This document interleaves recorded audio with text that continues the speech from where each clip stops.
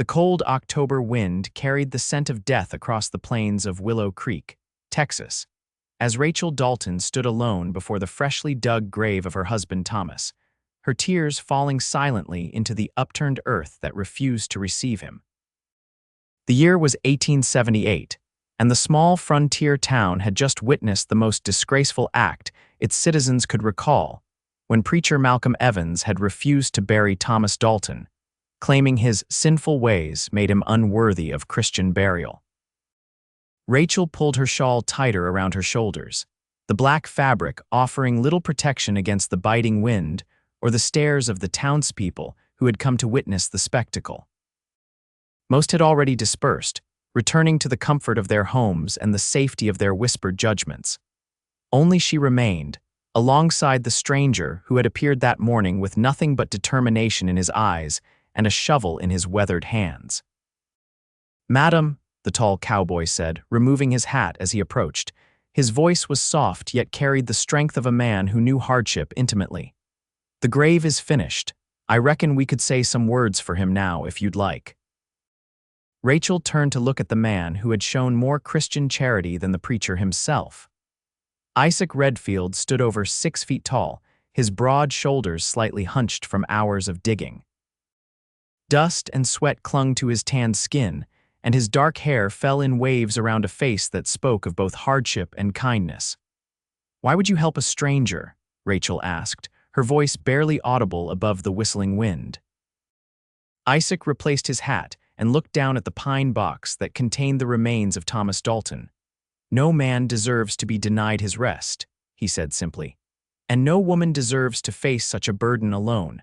The story of how Thomas Dalton had died spread through Willow Creek like wildfire. Some said he had been caught cheating at cards in the saloon. Others claimed he had stolen horses from a neighboring ranch, but Rachel knew the truth. Thomas had defended a young Mexican woman from the unwanted advances of Jeremiah Sullivan, the mayor's son.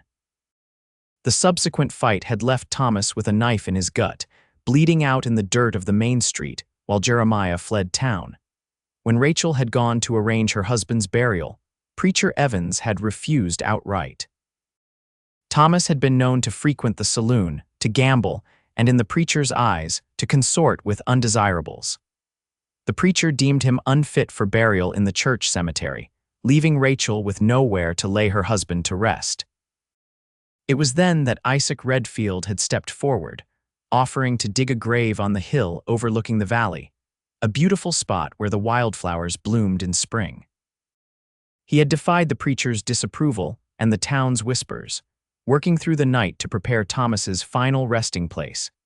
Now, as the sun began its descent toward the horizon, Rachel watched as Isaac gently lowered the coffin into the earth with the help of ropes and his own strength. "Would you like to say something, Mrs. Dalton?" Isaac asked, standing respectfully to the side. Rachel nodded, stepping forward to the edge of the grave. "Thomas was a good man," she began, her voice gaining strength with each word. "He was kind and brave and true. He believed in standing up for what was right, even when it cost him everything."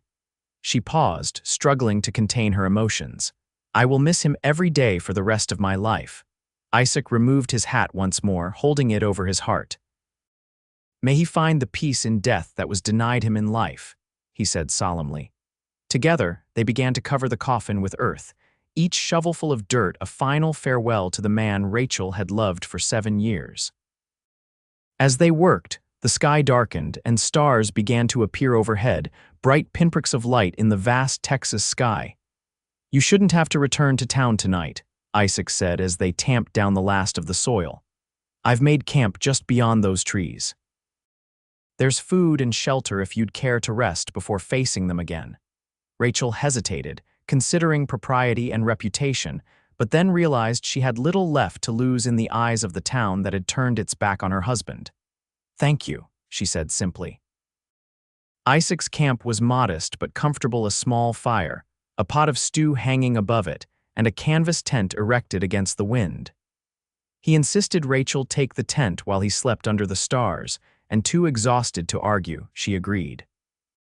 As she lay on the bedroll inside the tent, wrapped in a blanket that smelled of horses and open plains, Rachel finally allowed herself to weep freely for Thomas, for the future they would never have, and for the uncertainty that lay ahead.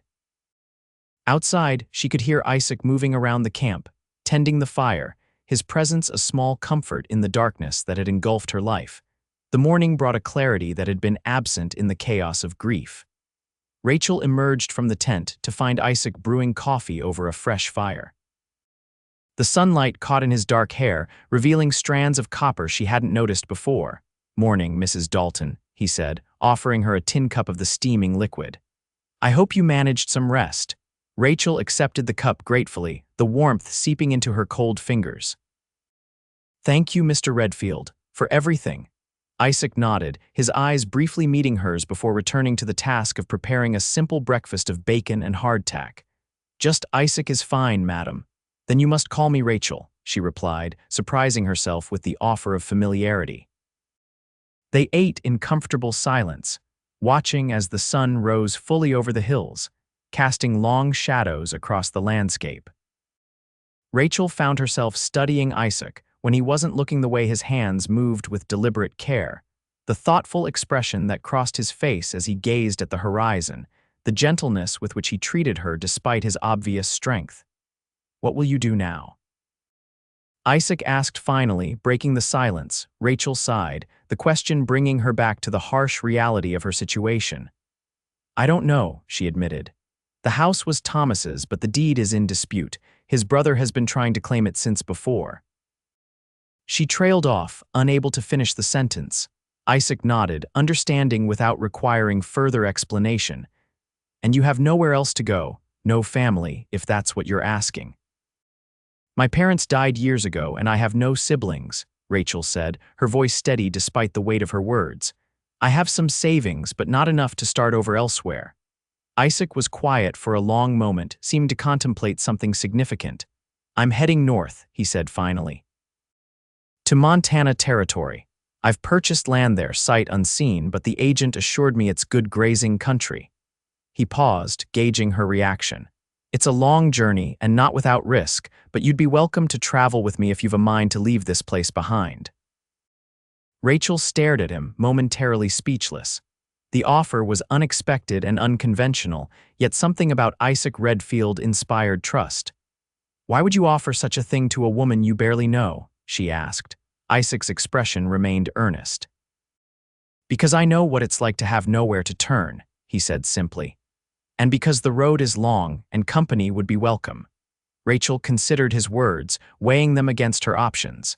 Staying in Willow Creek meant facing daily reminders of Thomas's death and the town's betrayal. It meant fighting his brother for a house that now held only painful memories. Leaving with Isaac meant uncertainty, but also the chance for a fresh start away from the whispers and judgments. "I need time to consider," she said finally. Isaac nodded, respecting her caution. "Of course.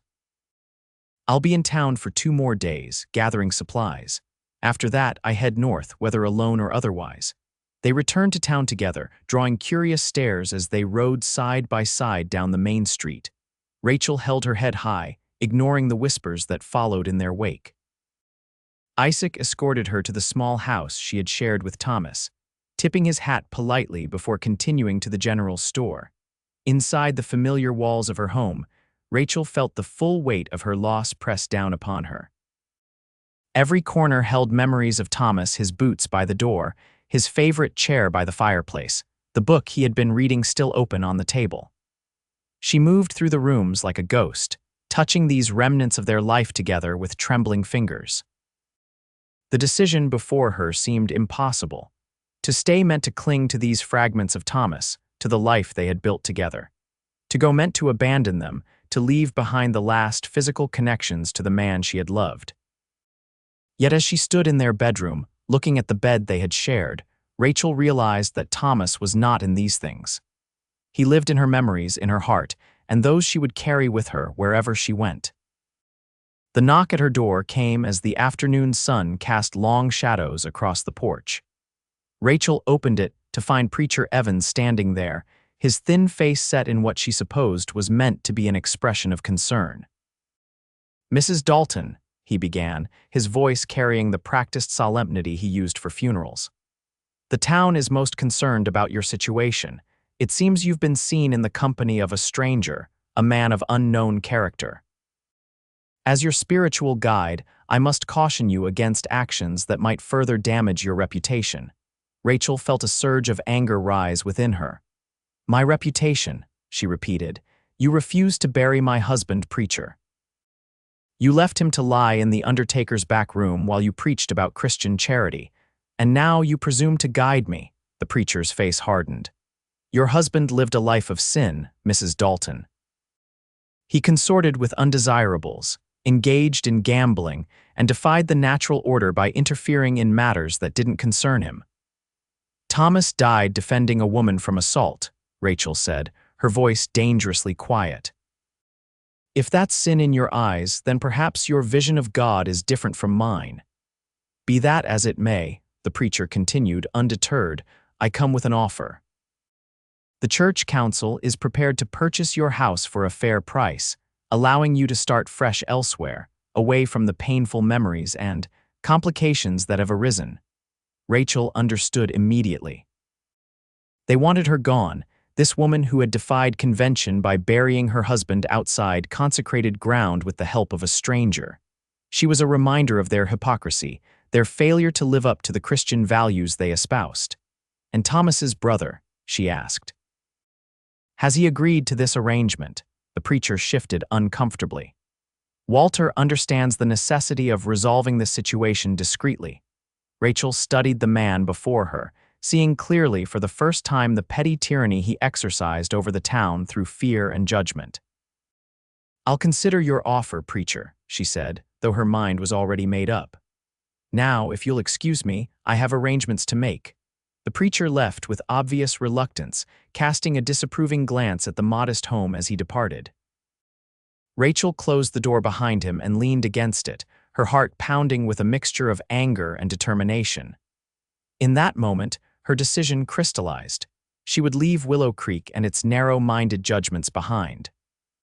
She would travel north with Isaac Redfield and see what future awaited her beyond the horizon.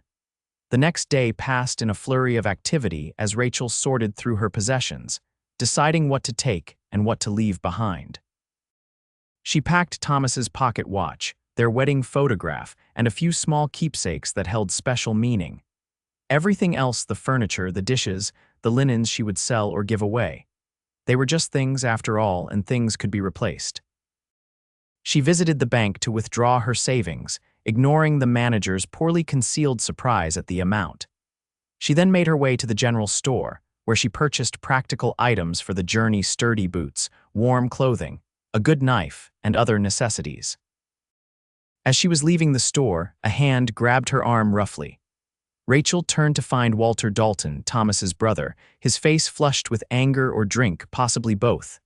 "Running away, are you?" he demanded, his voice loud enough to draw attention from passers-by. "Selling off my brother's things and sneaking off with that drifter." Rachel pulled her arm free of his grip. "The house and its contents are mine until proven otherwise, Walter. What I do with them is not your concern." Walter stepped closer, his breath hot and sour against her face. "You think you can just take what's rightfully mine? Thomas was always soft, letting a woman like you lead him around. Well, I'm not Thomas." "No," Rachel agreed coldly, "you most certainly are not." The confrontation might have escalated further if not for the timely arrival of Isaac, who stepped between them with quiet authority. "Is there a problem here?" he asked, his hand resting casually near the revolver at his hip. Walter glared at Isaac, measuring the cowboy's obvious strength against his own alcohol-weakened frame. "This doesn't concern you, stranger," he spat. "The lady seems to disagree," Isaac replied calmly. "And I make it a point to concern myself with the welfare of those who can't defend themselves against men who have had too much to drink before noon." Walter's face darkened with rage, but even in his inebriated state, he recognized the danger in Isaac's steady gaze. With a final venomous look at Rachel, he retreated, muttering threats and obscenities as he staggered toward the saloon. "Are you all right?" Isaac asked once Walter was out of sight. Rachel nodded, though her hands trembled slightly. "He's always been like that, angry, entitled." Thomas tried to help him, but Walter refused to change his ways. Isaac offered his arm, which Rachel gratefully accepted. "Have you made your decision?" he asked as they walked away from the curious onlookers. "Yes," Rachel said firmly. "I'm coming with you to Montana." "There's nothing for me here now." Isaac's expression remained neutral, but Rachel thought she detected a flicker of relief in his eyes. "We'll leave at first light tomorrow," he said. "Can you be ready by then?" Rachel nodded. "I'll finish my preparations today and meet you at your camp at dawn." The remainder of the day passed in a blur of activity. Rachel sold what furniture she could to neighbors who were not too concerned with the preacher's disapproval, giving away the rest to a young couple who had recently arrived in town with little more than the clothes on their backs. She wrote a letter to the bank manager, instructing him to sell the house and forward any proceeds to her at the general store in Helena, Montana, after settling any legitimate claims against the property. As dusk fell, Rachel stood in the empty house one last time, saying goodbye to the life she had known. She touched the walls, ran her fingers along the mantelpiece, and finally knelt beside the bed where Thomas had held her in his arms. "I will always love you," she whispered. "But I must find a way to live without you now." When morning came, Rachel locked the door of the house for the final time and mounted her horse, a sturdy mare named Penny that had been a gift from Thomas on their 5th anniversary. With saddlebags full of provisions and her heart full of equal parts fear and hope, she rode out of Willow Creek as the town began to stir. Isaac was waiting at the camp, his own horse saddled and ready, a pack mule loaded with supplies tethered nearby. He greeted her with a respectful nod and helped secure her belongings to Penny's saddle. "It's a long road to Montana," he warned as they prepared to depart. "Rough country and rougher people along the way. Are you certain this is what you want?" Rachel looked back toward Willow Creek, barely visible in the distance. "Yes," she said with conviction. "I'm ready." With that, they set off northward, two solitary figures against the vast expanse of the frontier, connected by circumstance, and perhaps something more, something neither was ready to name, but both could feel taking root as the miles stretched before them. The first few days of travel passed without incident as they made their way across the Texas plains.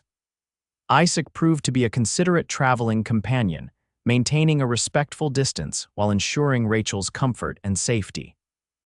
They established a routine rising at dawn, riding until midday, resting during the hottest hours, then continuing until dusk.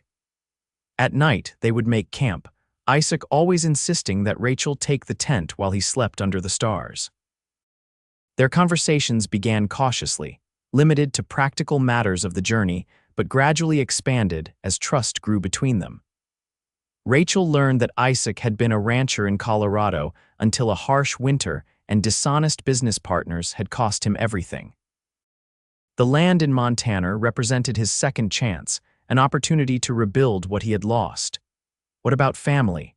Rachel asked one evening as they sat by the campfire, the flames casting shifting patterns of light across Isaac's thoughtful face. "Do you have anyone waiting for you?" Isaac shook his head, poking at the fire with a stick. "My parents died when I was young, raised by my grandfather until he passed when I was 17, been on my own since then." He paused, then added quietly, "Never found the right woman to settle down with, I suppose." "No sweetheart back in Colorado," Rachel pressed, surprised by her own curiosity. A shadow crossed Isaac's features. "There was someone once, Sarah was her name, we were to be married, but she took ill with fever the winter before our wedding, didn't make it to spring." Rachel's heart ached for him. "I'm sorry, Isaac, truly," he nodded, accepting her sympathy with quiet dignity. "It was a long time ago, nearly 10 years now." He turned the conversation back to her. "What about you and Thomas? How did you meet?" Rachel smiled at the memory. "I was teaching at the school in a town east of here. Thomas came to fix the roof after a storm damaged it. He was so kind to the children, telling them stories while he worked. I think I fell in love with him that first day, watching him make those children laugh." "He sounds like a good man," Isaac said sincerely. "He was," Rachel confirmed. "Not perfect, mind you. He had a temper sometimes, and he did enjoy his games of chance more than was probably wise, but he was good and decent where it counted." As they traveled northward, crossing into Indian territory, the landscape changed, becoming more rugged and challenging. They encountered small settlements and trading posts where they could replenish supplies, but mostly they were alone in the wilderness, relying on each other for companionship and security. It was during a fierce thunderstorm that Rachel first glimpsed the depths of Isaac's character. They had made camp early, sensing the approaching storm, but the ferocity of the downpour threatened to wash away their shelter. Isaac worked tirelessly in the driving rain, digging trenches to divert water from their camp, securing the tent with additional stakes, and ensuring the horses were protected under a natural overhang of rock. When he finally entered the tent, soaked to the skin and shivering, Rachel insisted he stay rather than return to his usual place outside. "Don't be foolish," she scolded, handing him a blanket. "You'll catch your death out there." Isaac hesitated, his sense of propriety warring with practical necessity. "It wouldn't be proper, madam. Proper be damned," Rachel said firmly. "I won't have you risking pneumonia for the sake of outdated notions. We're both adults, and this tent is plenty big enough for us to maintain a respectable distance." With reluctance, Isaac agreed, spreading his bedroll as far from hers as the confined space would allow. As the storm raged outside, they lay in awkward silence, acutely aware of each other's presence. Rachel found herself listening to the steady rhythm of Isaac's breathing, finding comfort in the sound amidst the chaos of the storm. "Thank you," she said softly into the darkness, "for everything you've done. I don't know if I've properly expressed my gratitude." There was a pause before Isaac replied, his voice low and sincere. "You don't need to thank me, Rachel. Any decent man would have done the same." "No," she disagreed. "They wouldn't. The decent men of Willow Creek stood by and did nothing while the preacher refused to bury my husband. You were the only one who acted, and you were a stranger with no obligation to help." The silence that followed was heavy with unspoken emotions. Finally, Isaac spoke again, his voice barely audible above the rain. "Sometimes a man does things not out of obligation, but because his heart tells him it's right." Rachel felt tears prick at her eyes, moved by the simple truth of his words. "Then you have a good heart, Isaac Redfield." The storm passed by morning, leaving behind a washed, clean world of vibrant colors and fresh scents. Their journey continued northward, but something had shifted between them. The careful distance they had maintained began to erode, replaced by a growing comfort in each other's presence. They began to share stories from their pasts, Isaac describing his grandfather's ranch in Colorado, where he had learned to ride and rope and survive in the wilderness. Rachel recounting her childhood in Ohio, her desire to teach, and her journey west in search of adventure. They discovered shared interests in books and music, and a mutual love for the wild beauty of the frontier. As they crossed into Kansas, they encountered other travelers on the trail, families heading west in covered wagons, prospectors seeking fortune, and occasionally less savory characters who eyed their horses and supplies with undisguised interest. Isaac's presence and the revolver he wore openly on his hip deterred most potential trouble, but Rachel began to appreciate his vigilance as they ventured further into the frontier. It was outside a small trading post in northern Kansas that they faced their first real danger. They had stopped to purchase supplies and rest for a night at the modest boarding house adjacent to the trading post. After weeks on the trail, the prospect of a real bed and a hot bath was too tempting to resist. Rachel had just finished her bath and was returning to her room when she encountered three rough-looking men in the narrow hallway. Their leering smiles and the way they blocked her path sent a chill down her spine. "Well, look what we have here, boys," the largest of the three said, his voice slurred with drink. "A pretty little lady, all clean and sweet-smelling." Rachel straightened her spine, refusing to show fear. "Excuse me, gentlemen, I need to pass." The man stepped closer, his breath foul with whiskey. "What's your hurry, darlin'? We're just being friendly-like." She said, "Excuse me," came Isaac's voice from behind the men. He stood at the end of the hallway, his stance relaxed but his eyes hard as flint. "I suggest you let the lady pass." The three men turned, sizing up the newcomer. The largest one sneered. This ain't your business, mister, unless you're paying for her company, in which case you'll have to wait your turn. Rachel saw the dangerous flash in Isaac's eyes, but his voice remained steady. That's my wife you're talking to, he said calmly. So I reckon it is my business. The lie surprised Rachel, but she understood its purpose immediately. A lone woman traveling was vulnerable. A married woman was under protection. The men hesitated, exchanging glances as they reassessed the situation. No offense meant, the leader finally mumbled, stepping aside. Didn't know she was spoken for. Isaac moved forward, placing himself between Rachel and the men. Now you do, he said, the warning in his voice unmistakable. Rachel slipped past them to Isaac's side, feeling his hand come to rest protectively at the small of her back as they walked to her room. Once safely inside with the door closed, she released a shaky breath. Thank you, she said. I fear that might have ended badly without your intervention. Isaac's jaw was tight with suppressed anger. We should leave at first light, he said. This place isn't safe. Rachel nodded in agreement, then addressed the fabrication he had used. Wife, she asked with a raised eyebrow. A flush crept up Isaac's neck. It seemed the quickest way to make them back down, he explained. I hope you're not offended by the deception. Not at all, Rachel assured him. It was quick thinking. She paused, then added with a small smile, though you might have consulted me before the nuptials.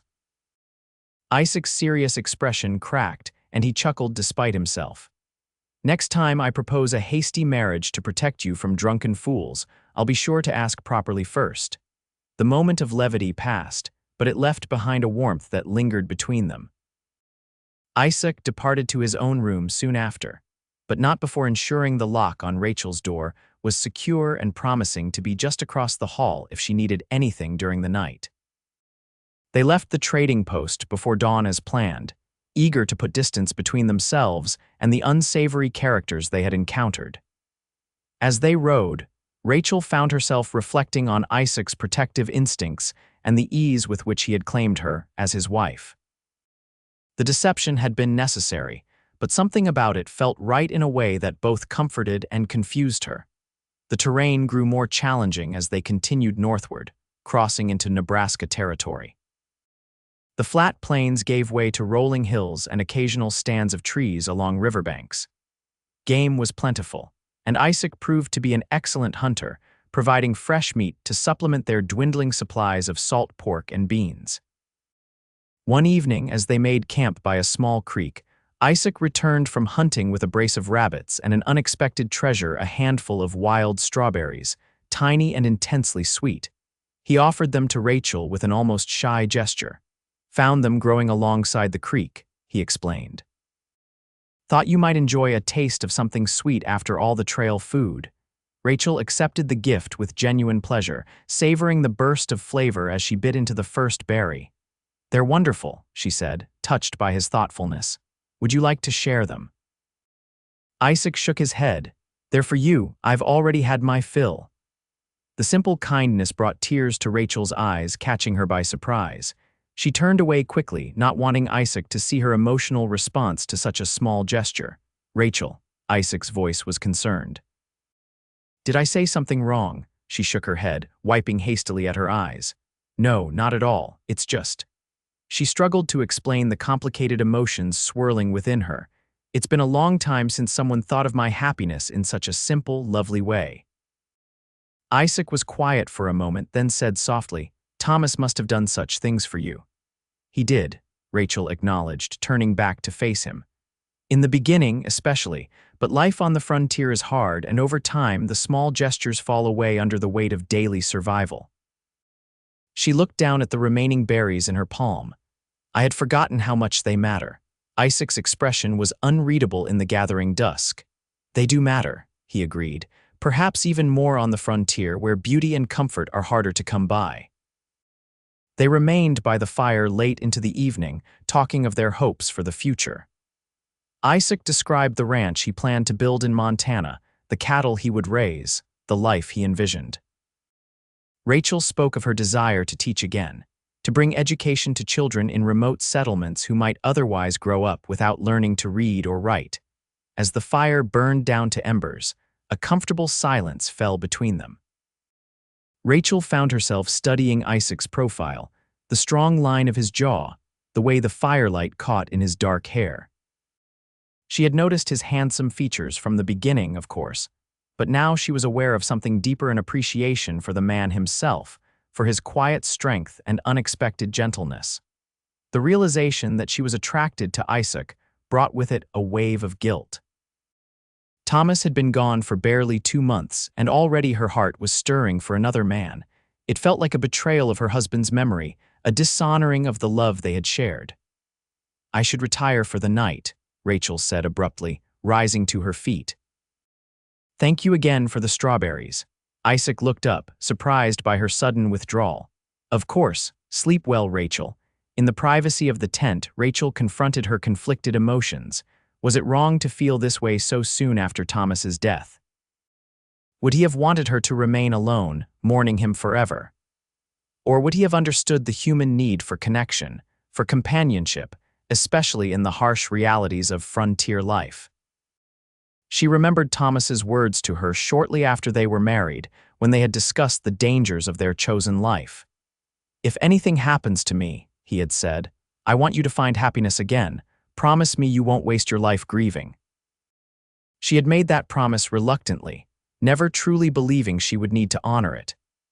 Now, as she lay in the darkness listening to the night sounds of the prairie, she wondered if perhaps the time had come to allow herself the possibility of a new beginning.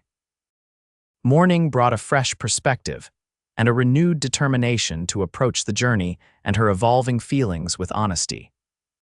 As they broke camp and prepared to continue northward, Rachel noticed a new wariness in Isaac's demeanor, as if he sensed her internal struggle and was giving her space to resolve it.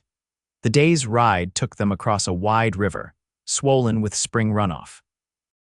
The crossing was treacherous, the current stronger than it appeared from the bank. Halfway across, Rachel's horse lost its footing on the slippery riverbed, and she was suddenly thrown into the cold, rushing water. The force of the current immediately pulled her under, her heavy skirts dragging her down as she struggled to reach the surface. Panic seized her as water filled her nose and mouth, her lungs burning with the need for air.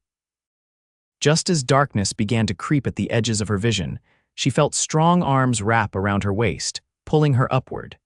They broke the surface together, Rachel gasping desperately for air as Isaac held her firmly against his chest with one arm, using the other to swim toward the far bank. The current fought them, trying to drag them downstream, but Isaac's powerful strokes gradually made headway against the flow. When they finally reached the shallows, Isaac lifted Rachel in his arms and carried her the remaining distance to dry land, laying her gently on the grassy bank. She coughed violently, expelling water from her lungs as Isaac knelt beside her, his face etched with concern. "Rachel," he said urgently, pushing wet hair back from her face.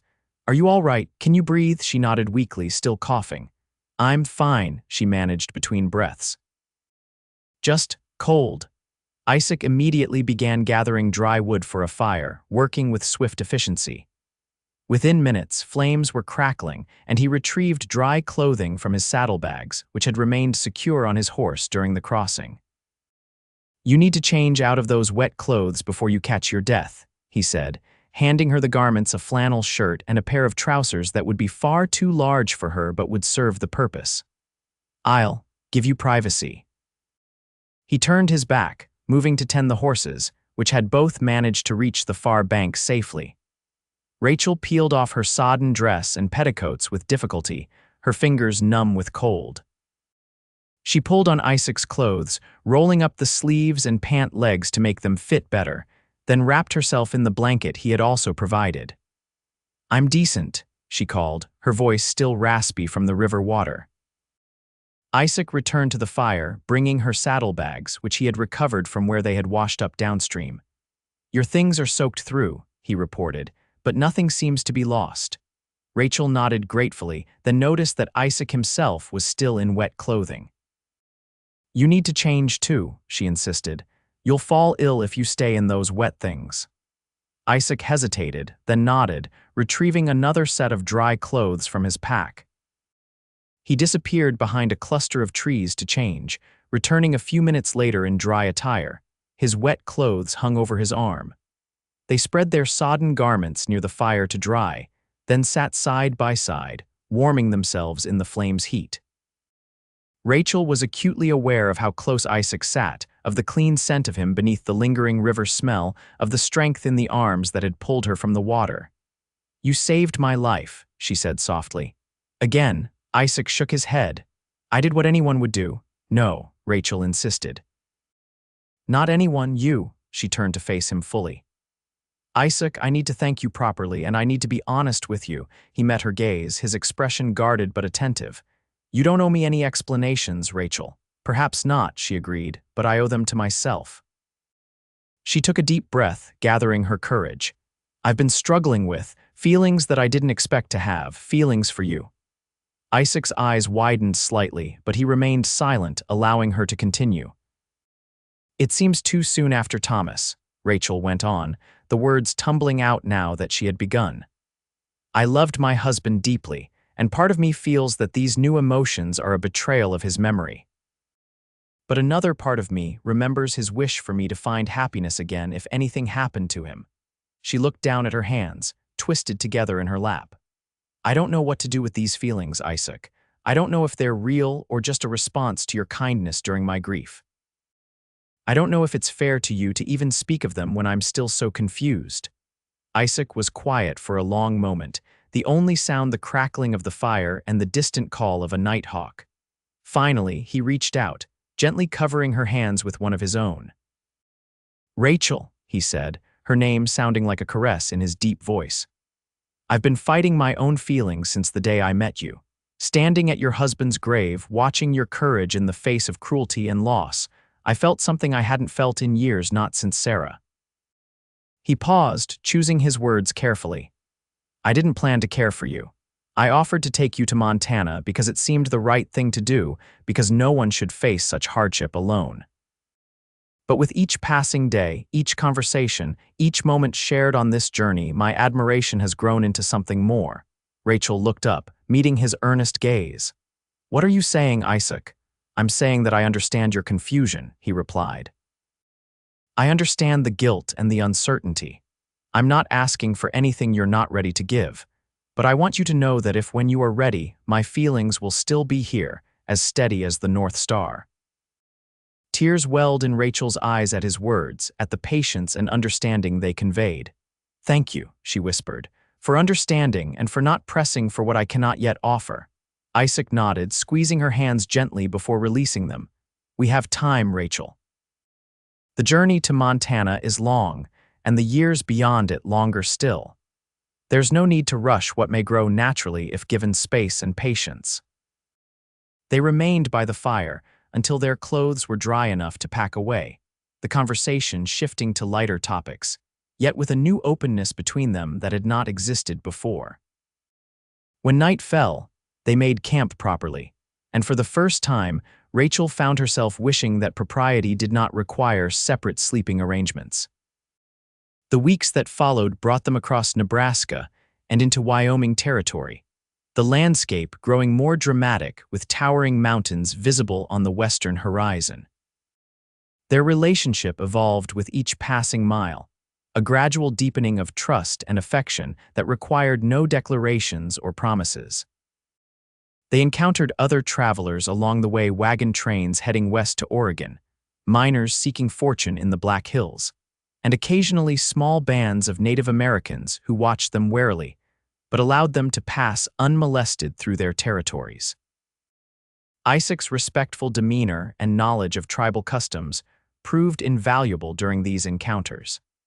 It was in a small settlement on the eastern edge of Wyoming that they received their first news of the outside world in weeks. The general store doubled as a post office, and a stack of newspapers from back east provided information about events they had missed during their journey. As Rachel browsed through the merchandise, considering what supplies they needed to replenish, she overheard a conversation between Isaac and the storekeeper that made her blood run cold. "Heard there was trouble down in Texas a while back," the storekeeper was saying. "Fella killed over a Mexican girl, and then some drifter helped the widow bury him against the preacher's wishes. Caused quite a stir from what the paper said." "Is that so?" Isaac replied noncommittally. Yep. Seems the brother of the dead man put out a reward for information on the whereabouts of the widow and the drifter. Claims they stole his inheritance and ran off together. Rachel's hands trembled as she replaced the bolt of fabric she had been examining. She moved closer to the counter, meeting Isaac's concerned gaze. How much of a reward? Isaac asked the storekeeper, his voice casual despite the tension Rachel could see in his shoulders. $500, the man replied. A fair sum for information. You wouldn't happen to know anything about it, would you? Isaac shook his head. Can't say that I do. Sounds like a personal matter best left to those involved. The storekeeper shrugged. Suppose so, though I wouldn't mind collecting that reward if the opportunity presented itself. They completed their purchases in silence, the friendly atmosphere of moments before replaced by a wary vigilance. Outside the store, Isaac loaded their supplies onto the pack mule with quick, efficient movements. We need to move on, he said quietly. Word travels fast in these small settlements, and $500 is enough to tempt many a man to violence. Rachel nodded, her heart racing with fear not for herself, but for Isaac. This is my fault, she said as they mounted their horses. Walter is using my departure as an excuse to paint me as a thief, and now he's dragged you into his vendetta. Isaac's expression was grim but determined. You've done nothing wrong, Rachel. You had every right to leave Willow Creek and every right to take your own possessions with you.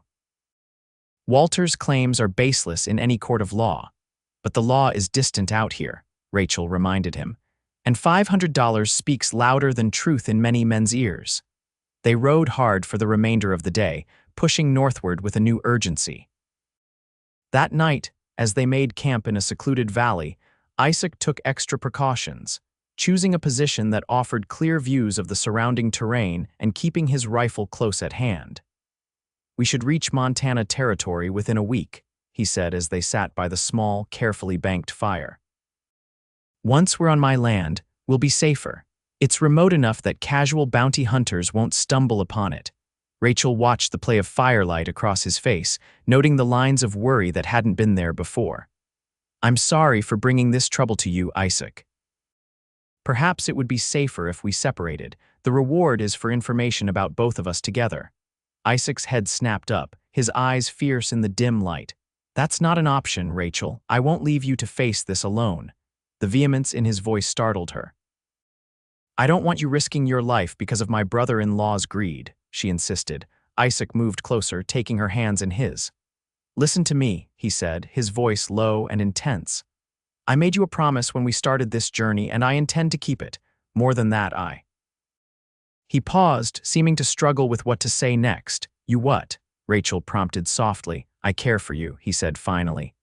More than I thought possible after losing Sarah. The idea of leaving you to face danger alone is unthinkable. Rachel felt a surge of emotion at his words, at the raw honesty in his eyes. Without conscious thought, she leaned forward and pressed her lips to his in a brief, gentle kiss. Isaac froze for an instant, surprise evident in his stillness, then responded with equal gentleness, his hand coming up to cup her cheek with exquisite care. The kiss was tender, exploratory, a question and an answer wrapped in a single moment of connection. When they parted, Rachel kept her eyes closed for a heartbeat, savoring the warmth that spread through her at the contact. When she opened them, she found Isaac watching her with a mixture of wonder and uncertainty. I shouldn't have done that, she whispered, though she felt no regret. Why not? Isaac asked, his thumb brushing lightly across her cheekbone. Because it's too soon, because we're in danger, because I'm not sure what happens next. The reasons tumbled from her lips, each less convincing than the last. Isaac smiled slightly. Those all sound like reasons why we should seize moments of happiness where we find them, he countered. Life on the frontier is uncertain at best. Tomorrow is promised to no one. Rachel knew the truth of his words all too well. Thomas's sudden death had taught her the fragility of life, the swiftness with which everything could change. Did she dare open her heart again, knowing the pain that loss could bring? Looking into Isaac's steady gaze, she found her answer. Yes, she dared. Not because she was certain of the future, but because she was certain of the present of the man before her, of the feelings growing between them, of the rightness she felt in his presence. "What happens when we reach Montana?" she asked. "What place will I have in your life there?" Isaac's expression grew serious. "Whatever place you wish to have, Rachel. I won't pressure you or rush you. If you want your own homestead, I'll help you build it. If you want to teach in the nearest settlement, I'll ensure you get there safely. And if you want—" He hesitated, then continued with quiet conviction. "If you want to share my life and my land, nothing would make me happier." The offer hung between them, a bridge to a future neither had imagined when they began their journey. Rachel felt the weight of the decision, but also the lightness of possibility, of new beginnings. "I don't know yet what I want," she admitted, "but I know that I'm grateful for your patience while I discover it." Isaac nodded, accepting her honest uncertainty. "That's all I ask," he said, leaning forward to place a gentle kiss on her forehead. "Now we should rest. Tomorrow will be another long day." The journey northward continued with increased caution, Isaac choosing less traveled routes even when they added miles to their journey. They avoided settlements where possible, stopping only when absolutely necessary to replenish supplies or gather information about the path ahead. Despite the shadow of Walter's bounty hanging over them, Rachel found a deepening contentment in Isaac's company. Their conversations ranged widely, from philosophical discussions about the nature of faith and forgiveness to practical plans for the ranch Isaac hoped to build. They shared stories from their pasts, dreams for their futures, and discovered a compatibility that went beyond physical attraction or circumstance. 5 days after learning of the bounty, they crossed into Montana territory, the landscape opening before them like a promise, vast prairies giving way to rolling foothills, with the majestic Rocky Mountains rising in the west. Isaac's land lay in a fertile valley nestled against the eastern slope of the mountains, a place where the prairie met the forest in a harmonious blend of open grassland and sheltered woodland. "We're close now," Isaac said as they crested a rise that offered a panoramic view of the valley below. "My property begins at that line of cottonwoods along the creek and extends to the foothills. Nearly 500 acres, according to the deed." Rachel gazed at the beautiful landscape, understanding immediately why Isaac had chosen this place for his fresh start. "It's magnificent," she breathed, taking in the golden grass swaying in the breeze, the silver ribbon of the creek winding through the valley, the dark green of pine forests climbing the mountainsides. Isaac nodded, a hint of pride in his expression. "Good grazing land for cattle, plenty of water, timber for building, and game in the forests. A man could make a good life here. Or a woman," Rachel added with a small smile. Isaac glanced at her, hope flickering briefly in his eyes before he mastered it. "Yes," he agreed, "or a woman."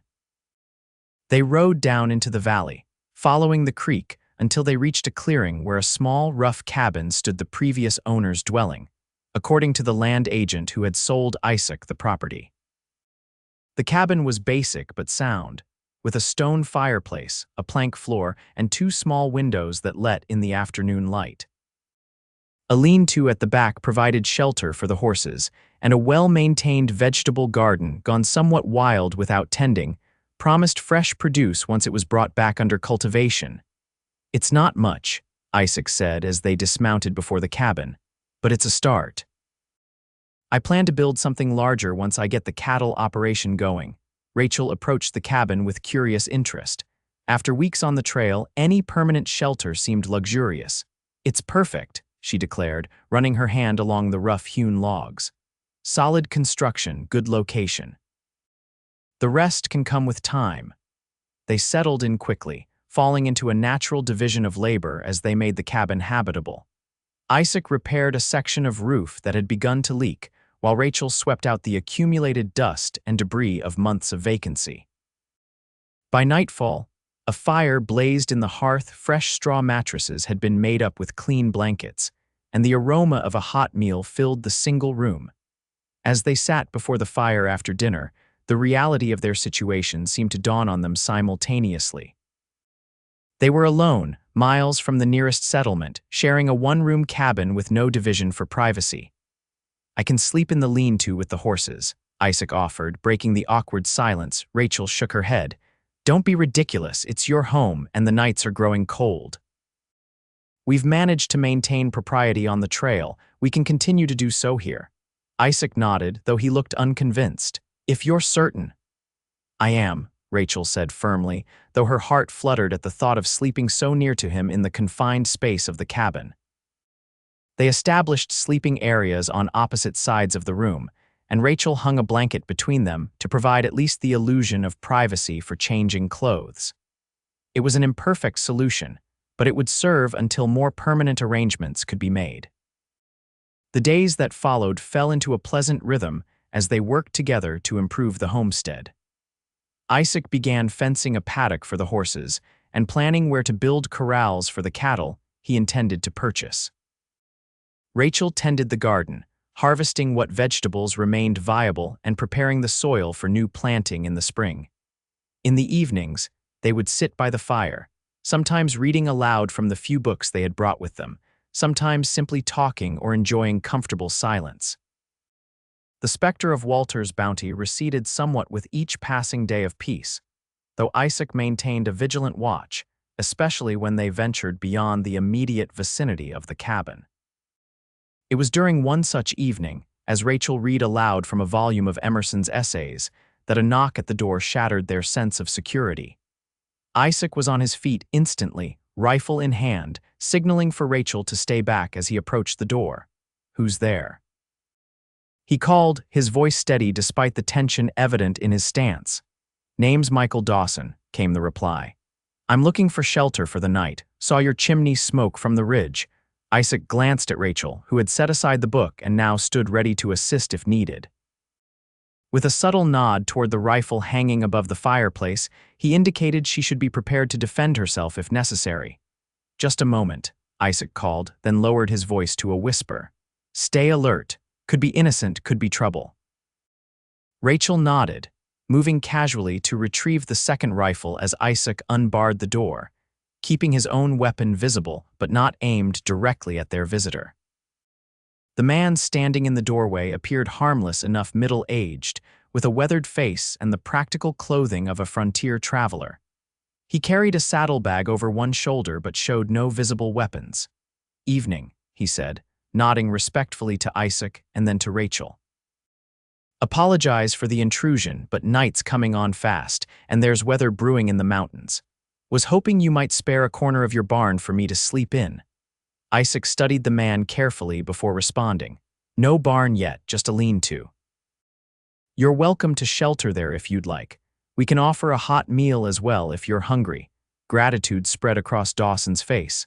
"That's mighty kind of you, sir. Been riding since dawn with nothing but jerky to sustain me." Isaac stepped back, allowing the man to enter while maintaining a cautious distance. "I'm Isaac Redfield. This is Rachel Dalton." If the man recognized their names from the bounty notice, he gave no indication. "Pleased to meet you both. As I said, Michael Dawson. I run supplies between the mining camps in the mountains and the settlements to the east." Rachel moved to the fire, where a pot of stew had been simmering. "You're welcome to share our meal, Mr. Dawson. There's plenty." As they ate, Dawson proved to be an amiable companion, sharing news from the nearest settlements and information about the territory that Isaac found valuable. He spoke of the growing town of Helena, where merchants were establishing businesses to serve the mining communities, and of the cattle operations beginning to take hold in the fertile valleys of Montana.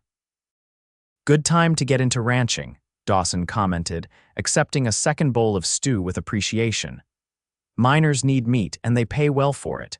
You've chosen a fine location for cattle, Mr. Redfield."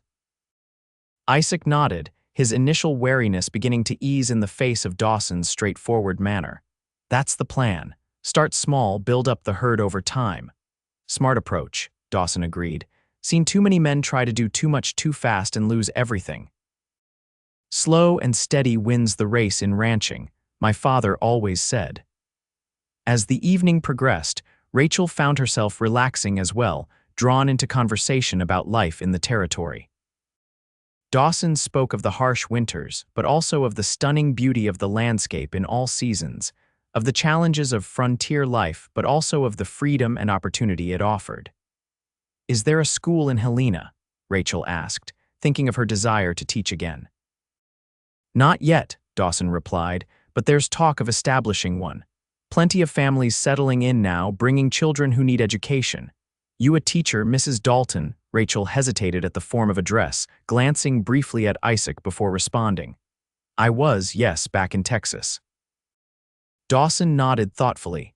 They'd welcome a trained teacher in Helena, I've no doubt. Might want to inquire when you next visit town. The conversation turned to other topics, and soon it was time to retire for the night. Isaac showed Dawson to the lean-to, ensuring he had blankets to ward off the autumn chill, then returned to the cabin where Rachel was preparing for bed. What do you think of him? She asked quietly as Isaac barred the door behind him. Seems genuine enough, Isaac replied, keeping his voice low. But we'll keep watch, just in case. I'll take the first half of the night, you the second. Rachel nodded, understanding the necessity of caution. He didn't seem to recognize our names, at least. No, Isaac agreed, which is encouraging. Perhaps Walter's bounty hasn't reached this far north yet. They settled into their respective sleeping areas, the blanket partition between them, but neither fell immediately asleep. Rachel could hear Isaac's movements as he positioned himself near the window, rifle across his lap, keeping vigil against potential threats. The night passed without incident, and morning brought clear skies and a fresh breeze from the mountains. Dawson joined them for a simple breakfast of cornmeal mush and coffee, expressing his gratitude for their hospitality. Been a pleasure meeting you both, he said as he prepared to depart. If you need anything from Helena, I make the trip every month or so. Happy to bring supplies back for a reasonable fee, Isaac considered the offer. We'll need to stock up before winter sets in. When do you expect to make your next run? 3 weeks, give or take, Dawson replied. I can stop by on my way east, see what you might need. We'd appreciate that, Isaac said, extending his hand to the older man. Dawson shook it firmly, then tipped his hat to Rachel. Madam, it's been a privilege. Hope you consider that teaching position in Helena. Children there would benefit from your gentle manner, I'm sure. After Dawson had ridden away, disappearing over the ridge to the east, Rachel turned to Isaac with a thoughtful expression. Do you think I should inquire about teaching in Helena? Isaac leaned against the doorframe, watching the spot where Dawson had vanished. If that's what you want, he said carefully. It would mean living in town, at least during the school terms. The implication was clear such an arrangement would separate them, at least partially. Rachel studied Isaac's profile, noting the tension in his jaw despite his neutral tone. I do miss teaching, she admitted, but I'm not sure I'm ready to leave. She paused, searching for the right words. To leave this place, to leave you. Isaac turned to face her, hope and uncertainty warring in his expression. Rachel, I would never stand in the way of your dreams. If teaching is what makes you happy, then you should pursue it. And if what makes me happy is here, she asked softly. With you, the question hung between them, fraught with meaning and possibility. Isaac took a step toward her, then stopped, as if uncertain of his welcome. Is that what you want? He asked, his voice barely above a whisper. Rachel closed the distance between them, her decision made not in that moment, but in the countless moments that had led to it, in Isaac's kindness at Thomas's grave, in his steady presence on the trail, in his unwavering respect for her grief and her independence. Yes, she said simply. I want to build a life here with you. I want to see what we can create together in this beautiful place. Isaac's hands came up to frame her face with infinite gentleness. I've been afraid to hope for that, he confessed, afraid to pressure you, to rush you before you were ready. Rachel smiled, covering his hands with her own. You've been patient and kind, Isaac. You've given me time to heal, to find my own way forward, and that path leads to you. Their lips met in a kiss that held all the promise of new beginnings, of shared dreams, of a future neither had imagined when fate first brought them together at a graveside in Texas. When they parted, Isaac rested his forehead against hers, his eyes closed as if savoring the moment. I love you, Rachel, he said, the words both a declaration and a vow. I think I've loved you since the day I saw you standing alone against the whole town, refusing to be broken by their cruelty. Tears welled in Rachel's eyes, not of sorrow but of joy. And I love you, Isaac Redfield. not as a replacement for what I've lost, but as the beginning of something new and wonderful. In the days that followed, they began to plan their shared future in earnest. Isaac worked on expanding the cabin, adding a second room to provide proper privacy and comfort. Rachel wrote to the bank in Willow Creek, informing them of her new address in Montana Territory and inquiring about the status of her house sale. They agreed to wait until spring to formalize their relationship with a marriage ceremony, allowing Rachel a full period of mourning for Thomas and giving them time to establish their homestead properly. In the meantime, Isaac moved his sleeping quarters to the lean-to despite Rachel's protests, insisting on maintaining propriety until they could be properly wed. "It's only for a few months," he assured her when she worried about his comfort as winter approached. "And it's the right thing to do, for both our sakes." Dawson returned as promised 3 weeks later, bringing supplies from Helena along with news that both relieved and concerned them. The good news was that there had been no mention of a bounty for a Texas widow and her companion in Montana Territory. The concerning news was that a man matching Walter Dalton's description had been seen in Denver, asking questions about travelers headed northward. "Seems determined, whoever he is," Dawson reported as they loaded the supplies into the cabin, "offering good money for information, but Denver's a long way from here and winter in the mountains will slow any pursuit considerably." Isaac nodded grimly. "We'll remain vigilant nonetheless." "Thank you for the warning, Michael." As predicted, winter descended on the valley with a vengeance, sealing them off from the outside world with deep snow and howling winds. Isaac moved back into the cabin as temperatures plummeted, the addition he had built providing enough separation for propriety while ensuring both could benefit from the warmth of the fireplace. The winter months brought them closer, forced into constant companionship by the isolation of their homestead. They read aloud to each other in the evenings, played chess on a board Isaac carved from pine, and shared stories of their lives before they met. Rachel taught Isaac to bake bread, a skill his bachelor existence had never required, while he showed her how to set traps for rabbits and identify animal tracks in the snow. It was during a particularly fierce blizzard in January that their relationship deepened further. The wind howled around the cabin like a living thing, finding every crack and crevice to send icy drafts across the floor. They had piled every available blanket onto their beds, but even so, the cold was penetrating and relentless. In the middle of the night, Rachel woke to the sound of Isaac's teeth chattering in the next room. Without hesitation, she gathered her blankets and moved to his doorway. "Isaac," she called softly, "you're freezing." He sat up in his bed, barely visible in the dim light cast by the banked fire. "I'm fine," he insisted, though his shivering belied his words. Rachel entered the room, determination overriding convention. "This is foolish," she declared. "We'll both freeze if we don't share warmth. Move over." Isaac's surprise was evident even in the near darkness. "Rachel, I gave my word to respect me, yes," she interrupted. "And you have, more than any man I've ever known, but there's no virtue in freezing to death for the sake of propriety, Isaac. Now move over before I lose my toes to frostbite." After a moment's hesitation, Isaac shifted to make room for her on the narrow bed. Rachel settled beside him, spreading her blankets over both of them and pressing her back against his chest for warmth. "This is purely practical," she assured him, though her racing heart suggested otherwise. "A matter of survival," she felt rather than heard his soft chuckle. "Of course," he agreed, his arm cautiously settling around her waist. "Entirely practical." Despite the initial awkwardness, they soon found comfort in each other's warmth, their bodies fitting together as if designed for this closeness.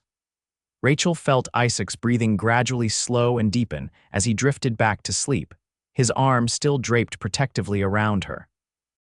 In that moment, wrapped in Isaac's embrace with the storm raging outside, Rachel felt a sense of rightness, of belonging that transcended physical comfort.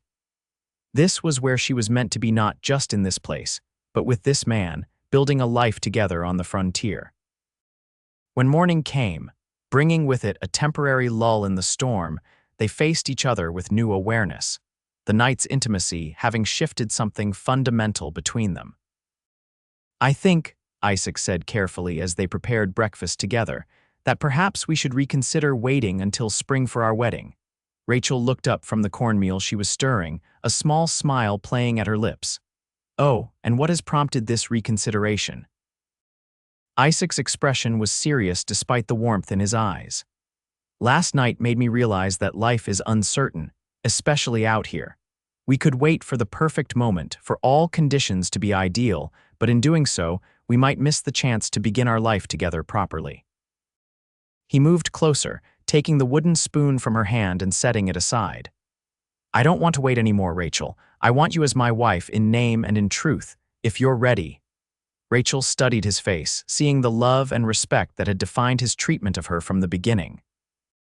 "How would we manage it?" she asked practically. "The nearest preacher must be in Helena, and the passes are closed with snow."